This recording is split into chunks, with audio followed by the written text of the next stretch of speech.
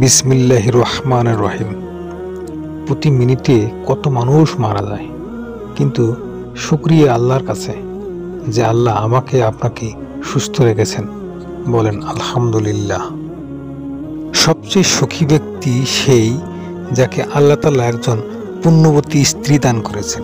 পৃথিবীতে সব সম্পর্কের শেষ আছে, কিন্তু বান্দার সাথে আল্লাহর সম্পর্ক শেষ নেই। তিনটি প্রেমে কোনো কষ্ট নাই। এক, আল্লাহর সাথে; দুই, রাসূল সাল্লাল্লাহু আলাইহি ওয়াসাল্লামের সাথে; তিন, বাবা মার সাথে। চলুন সবাই খতমে ইউনুস পড়ি।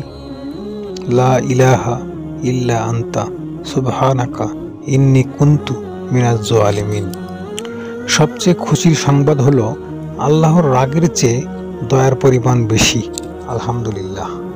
নিজেকে কখনো অসুন্দর মনে করবেন না, কারণ আল্লাহর সৃষ্টি কখনো অসুন্দর হয় না। তওবা করিতে লজ্জিত হয়েও না। মনে রেখো, তোমার গুনাহের চাইতে আল্লাহর ক্ষমা অনেক বড়।